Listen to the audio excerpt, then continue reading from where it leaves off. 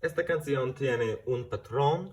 The song has one chord pattern. We'll start on an A major, A, C sharp, E, 2 measures, and then to a C sharp minor, C sharp, E, G, for 2 measures. That's all. In one hand, it could look like this, starting on an A major, 2, 3, 4.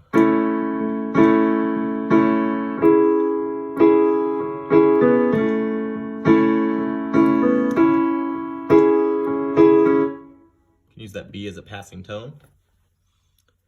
In 2 hands, that chord pattern could look and sound like this. A 2, a 3, a 4, and a...